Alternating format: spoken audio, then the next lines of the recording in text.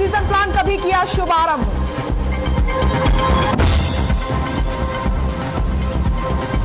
Deputy CM Dushyant Chautala ने बांटे हित लाभ पत्र। कोविड-19 राहत योजना के तहत आने वाले आश्रितों को पत्र किए गए वितरित। राहत योजना के तहत दी जाएगी सहायता। बीजेपी प्रदेश अध्यक्ष ओपी धनखड़ ने अभय चौटाला पर साधा निशाना। कहा अपने बयान से मुकर गए अभय चौटाला।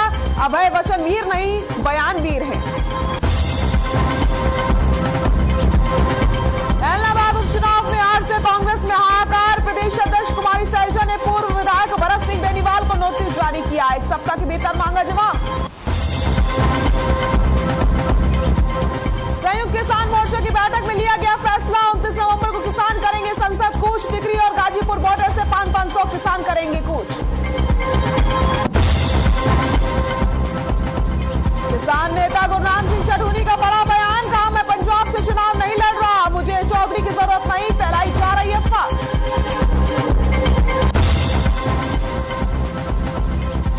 और हरियाणा में 1 दिसंबर से 100% कैपेसिटी के साथ खुलेंगे स्कूल। शिक्षा मंत्री कंवरपाल गुर्जर ने दी जानकारी। का कोविड नियमों का पालन होगा जरूरी।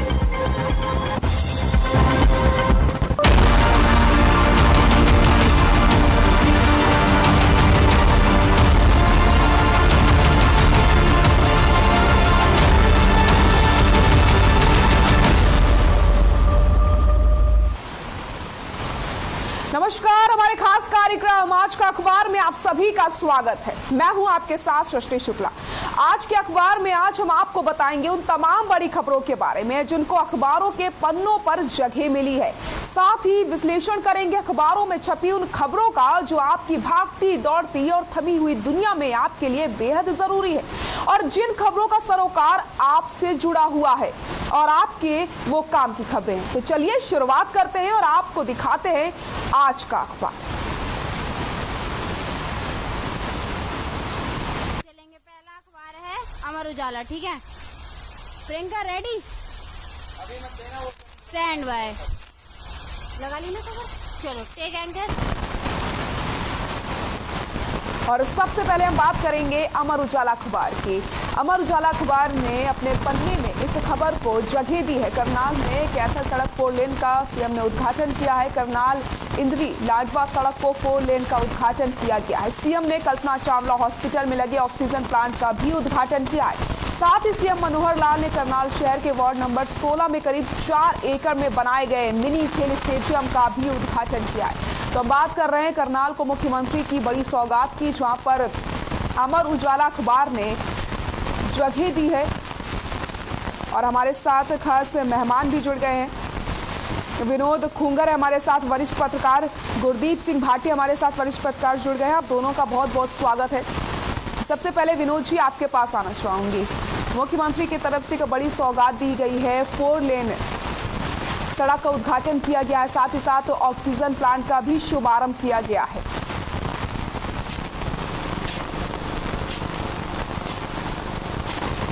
जी बिल्कुल, जो हरियाणा के मुख्यमंत्री द्वारा कैथल रोड पर और इंदिरा रोड पर जो 4 लेन का उद्घाटन किया गया है, ये लोगों के लिए काफी ही लाभदायक सिद्ध होगा। और लोगों को जो ट्रैफिक जाम की या दूसरी अन्य असुविधा होती थी, क्योंकि ये जो रोड है बहुत ही महत्वपूर्ण रोड है। इन सड़कों पर जो यातायात जो बड़ा व्यवस्थित तरीके से हो पाएगा। और मुख्यमंत्री ने भी कहा कि इससे लोगों को आने जाने में काफी सुविधा होगी और वहीं व्यापार को भी फायदा होगा और किसानों को भी फायदा होगा। और इसके साथ ही जो ऑक्सीजन प्लांट का जो, क्योंकि एक पीछे कोरोना काल में भी आपने देखा होगा कि ऑक्सीजन की बहुत ज्यादा किल्लत महसूस की गई थी और ऐसे में ऑक्सीजन प्लांट का उद्घाटन होना बड़ा ही लाभदायक रहेगा। किसान ऐसे में आम जन के लिए इस तरह की जरूरतों को पूरा करना सरकार के लिए बहुत महत्वपूर्ण प्रोजेक्ट होता है।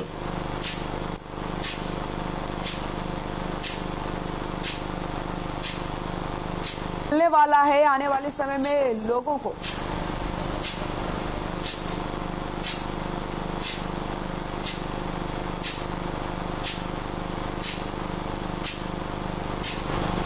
विनोद जी, आपको मेरी आवाज आ रही है? विनोद जी, जी जी, आप मुझे सुन पा रहे हैं? जैसा कि अब आने वाला समय जो जिस तरह से अब सर्दी का मौसम आ रहा है, तो ऐसे में भी लोगों को बहुत बेनिफिट मिलेगा इन जिस तरह से सरकार ने एक तरह से तोहफा ही दिया है, लोगों को लाभकारी सिद्ध होगा। बिल्कुल, तो ये तो बात की हमने करनाल में सीएम ने कैथल सड़क 4 लेन का उद्घाटन किया है। आने वाले समय में लोगों को काफी सहायता मिलेगी और साथ ही साथ ऑक्सीजन प्लांट का भी शुभारंभ किया गया। अमर उजाला अखबार ने इस खबर को अपने अखबार के पन्ने में जगह दी है। अब बात कर लेते हैं दूसरी खबर की। अमर उजाला अखबार ने इस खबर को भी अपने अखबार के पन्ने में जगह दी है। बात करेंगे दूसरी बड़ी खबर की। किसानों ने सिंघू बॉर्डर पर बैठक की है और आंदोलन के 1 साल पूरे होने पर, यहाँ आपको बता रहे हैं लगातार जहाँ पर 1 साल से किसान आंदोलन कर रहे हैं, कृषि कानून के विरोध में यह आंदोलन चल रहा है। बात करते हैं दूसरी खबर की, जहाँ पर किसानों ने ऐलान किया है कि 29 नवंबर को वो संसद कूच करने वाले हैं। इसको लेकर के बैठक भी की गई है। सिंघू बॉर्डर पर इस बैठक का आयोजन किया गया। किसानों ने सिंघू बॉर्डर पर बैठक की और आंदोलन के 1 साल पूरे होने पर यानी 29 नवंबर को संसद कूच करने की बात कही है। गुरदीप सिंह जी, मैं आपके पास आऊंगी। तो जिस तरीके से अमर उजाला अखबार ने इस खबर को अपने अखबार के पन्ने में जगह दी है, हम बात कर रहे हैं किसानों ने सिंघू बॉर्डर पर जिस तरीके से बैठक करी और 29 नवंबर को वो संसद कूच की तैयारी कर रहे हैं। गुरदीप जी, क्या कहेंगे?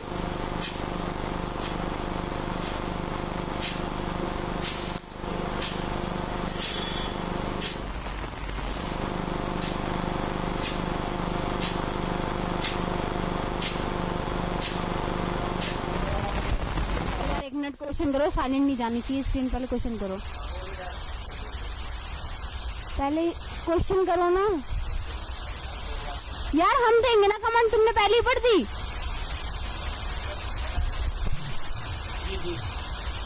आंसर हाँ, अब आपकी तो आवाज आ रही है, अब एंकर की आवाज थोड़ी कम हो रही है, एंकर की आवाज कम है। संसद कूच करने की तैयारी में है किसान। हम बात कर रहे हैं दूसरी खबर की। अमर उजाला अखबार ने इस खबर को अपने अखबार में जगह दी है। किसानों ने सिंघू बॉर्डर पर बैठक करी और उसके बाद आंदोलन के 1 साल जिस तरीके से पूरे हो रहे हैं, इसको लेकर के उन्होंने बैठक करी है और 29 नवंबर को संसद कूच की तैयारी को लेकर के ये बैठक की गई है। किसानों ने सिंघू बॉर्डर पर बैठक की और आंदोलन के 1 साल पूरे होने पर संसद कूच का ऐलान किया। किसानों ने कहा कि 29 नवंबर से किसान संसद कूच करेंगे। टिकरी और गाजीपुर बॉर्डर से 500 किसानों का जत्था संसद की तरफ निकलेगा।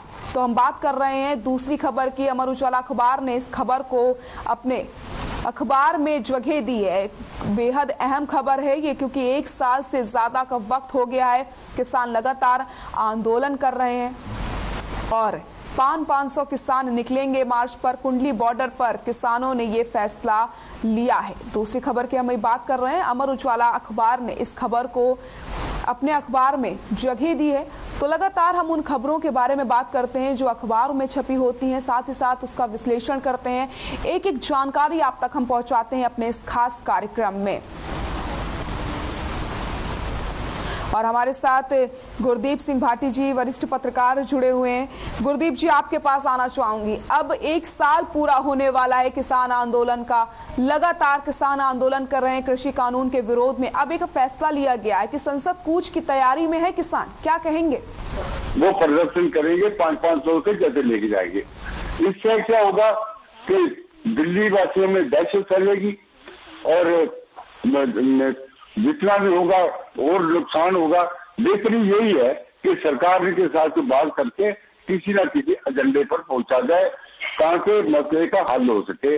जो किसानों की मांगे हैं उनका कोई ना कोई चर्चा करके तो सरकार को चाहिए कि इन मसले का हल किया जाए।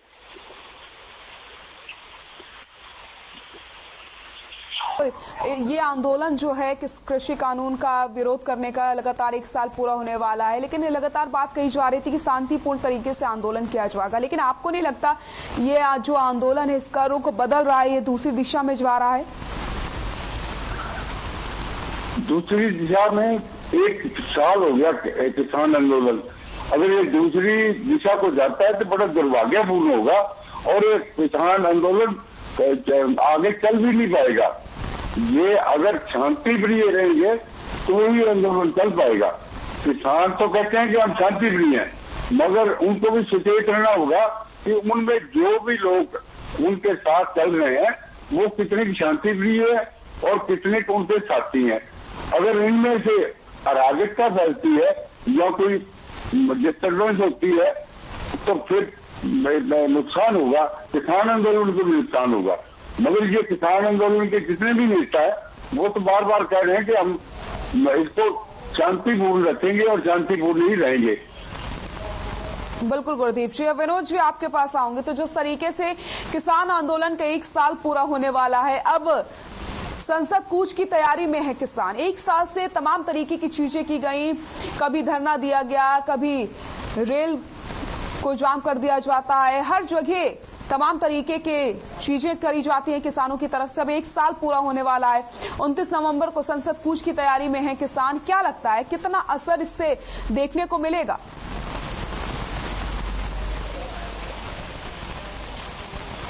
समाचारों को देख पा रहे हैं और समाचारों को समझ पा रहे हैं। और कल भी जिस तरह से किसानों ने जो अपनी बात कही है और उसके बाद जो आम लोगों को जो असुविधा हो रही है, इस की तय तक जाने की आवश्यकता है। क्योंकि अभी तक किसान आंदोलन के बारे में, चाहे वो सरकार की तरफ से हो या किसान जो संगठन है उनकी तरफ से हो, अभी तक जो भी प्रयास थे वो सार्थक सिद्ध नहीं हुए।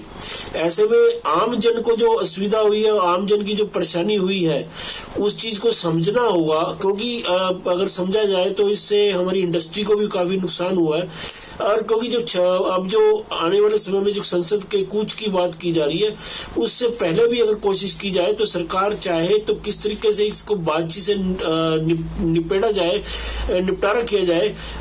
चाहे वो अलग अलग किसान संगठन है, परंतु उनकी विचारधारा जो उसको जानने के लिए भी सरकार को कहीं ना कहीं इसको समझना होगा। अगर ये जिस तरह से ये आंदोलन हुआ, बीच में उग्र भी हुआ, और जिस तरह से चाहे वो शांति की बात की गई, परंतु जिसमें कई लोगों की जानें भी गई और इस तरह इंडस्ट्री को नुकसान हुआ है, इस चीज को कहीं ना कहीं अंत करना होगा। 1 साल हो गया है, 1 साल के बाद भी अगर अभी तक मंथन ही चलता रहा तो आम जन को नुकसान होगा और देश को भी नुकसान होगा और देश की प्रतिष्ठा पर भी बात आती है। बिल्कुल विनोद जी, तो कहीं ना कहीं आप दोनों हमारे साथ बने रहिए, हम लगातार आपसे चर्चा करते रहेंगे। अब वही तमाम खबरें बची हैं जिन पर हम विस्तार से आप दोनों से चर्चा करेंगे। तो लगातार हम बात कर रहे हैं उन खबरों के बारे में जिन्हें अखबार के पन्नों में जगह मिली है। तो आज का अखबार में अब हम बात कर लेते हैं तीसरी खबर की। दैनिक जागरण अखबार ने इस खबर को अपने अखबार के पन्ने में जगह दी है। भिवानी में डीएपी खाद की किल्लत से किसान लगातार परेशान है। समय पर खाद नहीं मिलने से किसानों ने अपने आधार कार्ड भी वापस लिए हैं। किसानों का आरोप था कि प्रशासन कह रहा है कि डीएपी की कमी नहीं है, लेकिन किसान सुबह से ही लाइनों में लग जाते हैं, जो तस्वीरें भी लगातार हम देख रहे हैं, मगर उन्हें खाद नहीं मिलती है। डीएपी खाद को लेकर के किसान लगातार भड़कते हुए नजर आ रहा है। किसानों को डीएपी खाद नहीं मिल रही है और प्रशासन पर तरीके के आरोप भी लगाए जा रहे हैं। तो दैनिक जागरण अखबार ने इस खबर को अपने अखबार के पन्ने में जगह दी है। जी हां, डीएपी खाद की कमी से लगातार किसान परेशान हो रहे हैं। लंबी लंबी कतारों में किसान खड़े हैं लेकिन उन्हें खाद नहीं मिल रही है। हम रुक कर लेते हैं विनोद जी आपका। विनोद जी, लगातार किसान परेशान हो रहे हैं खाद की कमी से। प्रशासन से बात की जाती है तो प्रशासन का कहना होता है कि खाद उपलब्ध करवाई जा रही है, खाद की कमी नहीं है। उसके बावजूद भी लंबी लंबी कतारों में किसान खड़े हुए हैं और सुबह से शाम हो जाती है और शाम को वो मायूस होकर घर वापस चले जाते हैं, खाद नहीं मिलती।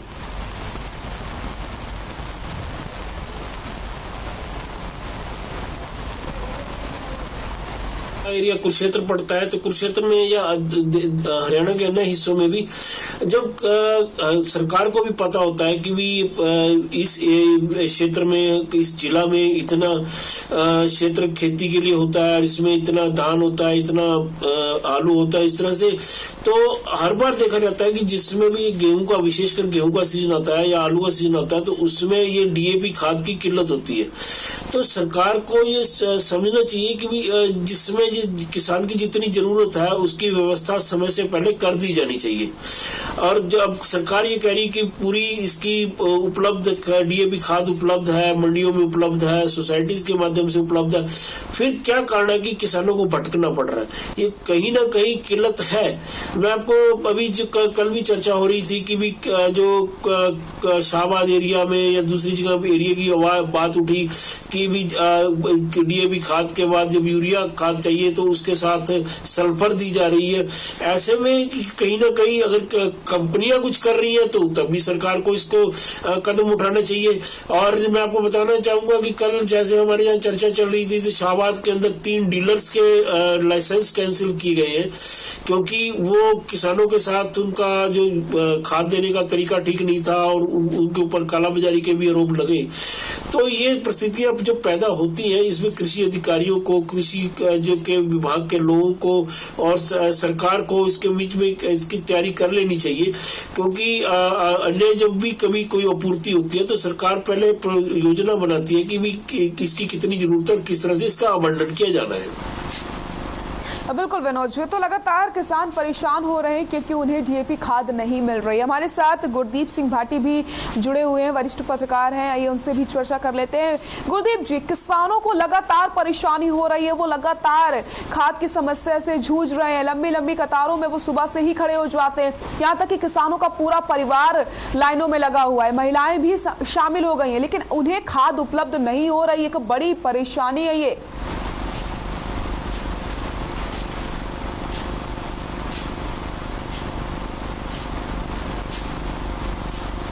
गुरदीप जी, आपको आवाज आ रही है मेरी? तो लगता है गुरदीप जी से संपर्क नहीं हो पा रहा है। विनोद जी, आपके पास ही आऊंगी मैं। जिस तरीके से लगातार लंबी लंबी लाइनों में किसान खड़े हुए हैं, लेकिन जब प्रशासन से बात की जाती है तो साफ तौर पर प्रशासन का कहना होता है कि खाद की कमी नहीं है।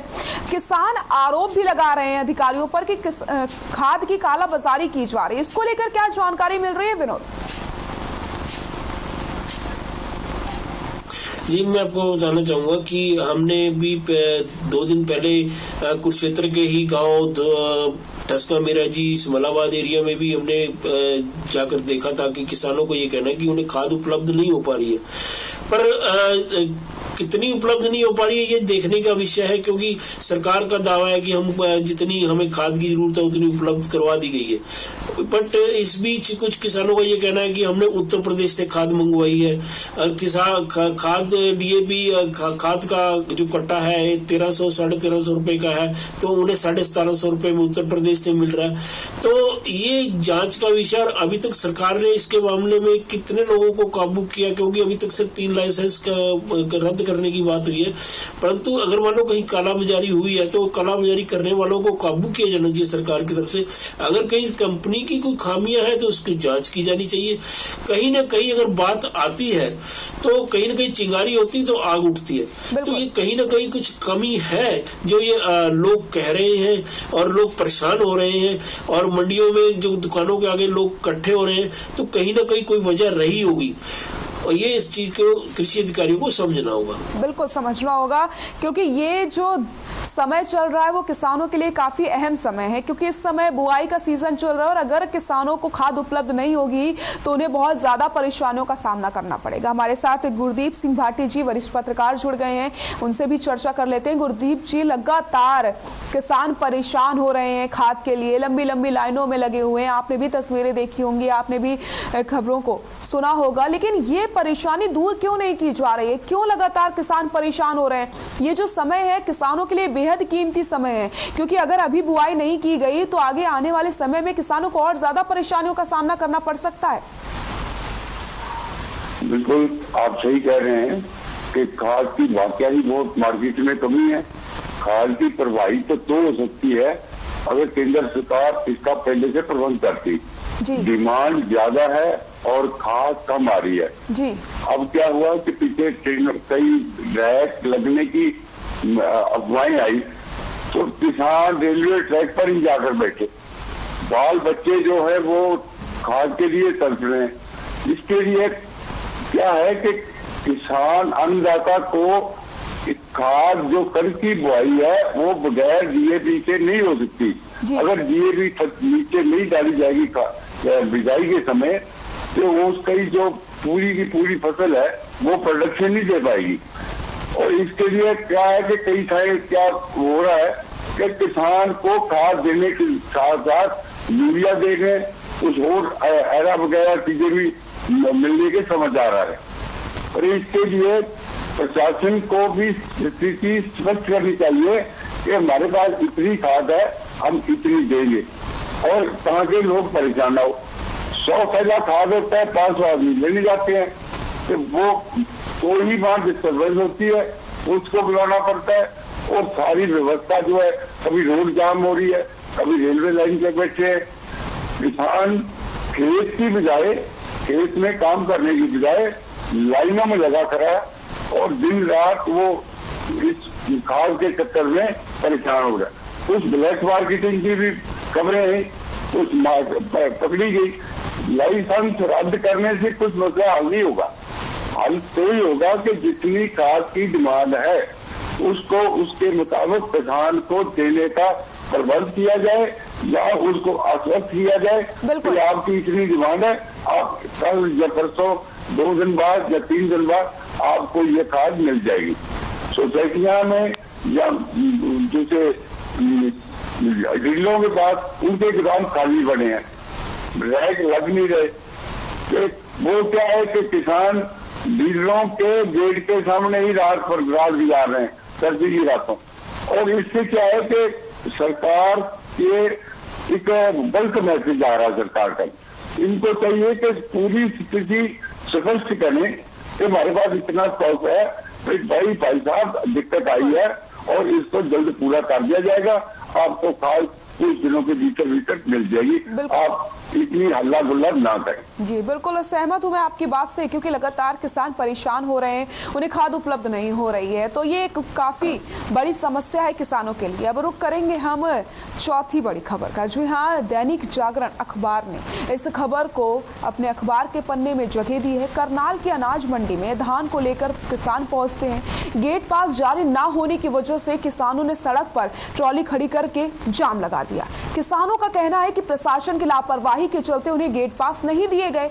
तो वहीं इस बीच मंडी कर्मचारियों ने बताया कि ऐसा है कि किसान हैं जो बाहर से अपनी पीआर धान को लेकर आए हैं। हालांकि इन सबके बीच हरियाणा के किसानों को गेट पास न मिलने की वजह से काफी परेशानियों का सामना करना पड़ा है। तो किसानों को गेट पास जारी नहीं किया जाता, जिससे उन्हें काफी परेशानियों का सामना करना पड़ा है। लंबी लंबी लाइनें लग गई हैं किसानों की ट्रॉलियों की, जिसकी वजह से रास्ता भी जाम हो गया। अनाज मंडी में धान लेकर के किसान पहुंचते हैं जिन्हें गेट पास जारी नहीं किया जाता है। विनोद जी, आपके पास आऊंगी। किसानों को गेट पास जारी नहीं किया गया, लंबी लाइन लग गई, बड़ा जाम लग जाता है ट्रॉलियों का, क्योंकि गेट पास जारी नहीं किया गया। किसानों को एक तरफ डीएपी खाद की समस्या से जूझना पड़ रहा है, तो दूसरी तरफ अगर वो अपनी फसल को बेचने के लिए जाते हैं तो वहां पर उन्हें गेट पास जारी नहीं किया जाता। किस तरीके की चीजें ये सामने आ रही हैं?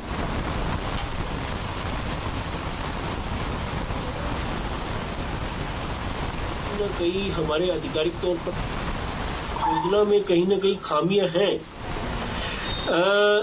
पहले जब धान की आमद शुरू हुई थी तो उसमें भी मैं कुरुक्षेत्र में भी देख रहा था कि धान की जो मंडी थी, धान की मंडी से अनाज मंडी से लेकर धान को उससे 5 किलोमीटर दूर ब्रह्म सरोवर तक यानी सड़कों पर धान पड़ी हुई थी। ये यानी कि हमारी कहीं ना कहीं प्लानिंग में कमी रहती है। योजना में अब सरकार के जो हमारी जो कल भी बात हो रही थी कृषि अधिकारियों से, मंडी के अधिकारियों से, मार्केटिंग बोर्ड के अधिकारियों से, उनका ये कहना था कि हम इस चीज को चेक कर रहे हैं कि जो किसानों की जो पुष्टि कर रहे हैं कि जो किसान जो लेके आए उनके जो भी डॉक्यूमेंट चेक करके उसके बाद हम गेट पास जारी कर रहे हैं।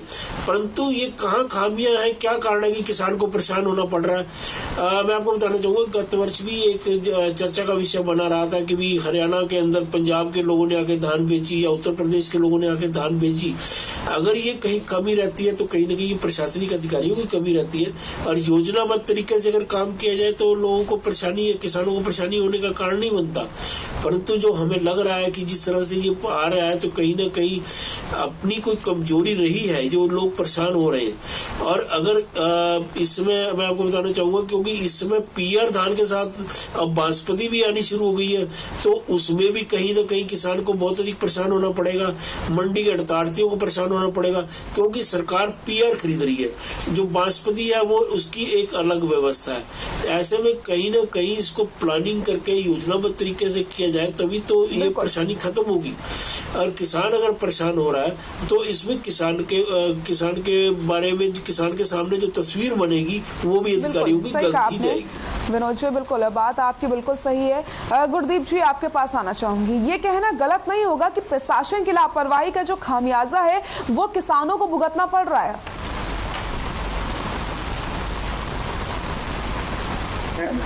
मैं इस बात से सरकार ने जो पंजीकृत फसल रजिस्ट्रेशन का काम किया, दैट वाज सो बेस्ट। हाँ, वो बेस्ट था। मगर पता क्या है कि धान जो दूसरे, अगर धान की एमएसपी प्राइस पूरे देश में एक होती तो हरियाणा पंजाब को ये दिक्कत ना आती। धान मैक्सिमम जो है वो कम रेटों पर खरीद कर हरियाणा की मंडियों में आ रहा है। किसान का धान बिकने की बजाय जो चालाक आदमी है वो अपने गेट पास बनवाकर मंडियों में धान बेच रहे हैं, सस्ता जाकर महंगा बेच रहे हैं। जबकि लोकल किसान का धान का जो रजिस्ट्रेशन हुई है, एक तो उनको सरकार ये थी कि जितनी आपकी प्रोडक्शन होगी उससे थोड़ा सा न्यून रखा गया, कम रखा गया। मान लो भी 40 मन धान पैदा होना है तो क्या कि आपके खेत में से 30 मन खरीदेंगे, ये नहीं होनी चाहिए थी। मगर फिर भी ये अच्छी व्यवस्था थी। किसान को गांव में उसके मोबाइल पर मैसेज पहुंचा, उन्होंने आके अपना धान बेचा मंडी में, कोई दिक्कत नहीं आई। दिक्कत उस समय आई जब ओवर फ्लडेड हुआ, मैक्सिमम ट्रकों के जरिए मैक्सिमम धान मंडियों में पहुंचा और उन लोगों को, वो लोग धान बेचने में सहूलियत है जो धान के अनाज परचेज में पैसा कमाने की ओर में व्यापारी वर्ग ने ये काम किया। ये अगर धान बाहर से ना आता काम दूसरे प्रदेशों में से, और स्थानीय किसानों का धान जो था वो सही ढंग से बिकना था, उसमें कोई दिक्कत नहीं आई थी। ये परदेशी धान जो वाया दूसरे से व्यापारियों ने लाया, उससे ही दिक्कत आ रही है। इसके लिए सरकार को स्ट्रिक्ट होना पड़ेगा, नहीं तो ये किसान यहाँ कर रुलेगा। बिल्कुल सही कहा आपने। कहीं न कहीं अब सरकार को भी फैसला लेना पड़ेगा और सरकार को भी सतर्क होना पड़ेगा प्रशासन की लापरवाही का खामियाजा, ताकि किसानों को ना भुगतना पड़े। गुरदीप सिंह भाटी जी, विनोद खूंगर जी, आप दोनों का बहुत बहुत शुक्रिया हमारे साथ जुड़ने के लिए, तमाम खबरों पर चर्चा करने के लिए। तो हम बात कर रहे थे आज के अखबारों की। जी हाँ, कई अखबारों के पन्नों पर जिन अहम खबरों को जगह मिली है उन पर हमने चर्चा करी, क्योंकि इन खबरों का जो सरोकार है वो आपसे जुड़ा होता है और ये बेहद जरूरी हो जाता है कि आखिरकार आपके आसपास क्या कुछ चल रहा है, क्या कुछ अहम खबरें हैं। इसीलिए हम ये खास कार्यक्रम सिर्फ आप सभी के लिए लेके आते हैं, ताकि आप भी खबरों से रूबरू हो सके, क्योंकि हर खबर हरियाणा पर कभी भी जो खबरों का सफर है वो नहीं रुकता है। आज के अखबार में फिलहाल के लिए इतना ही। नमस्कार।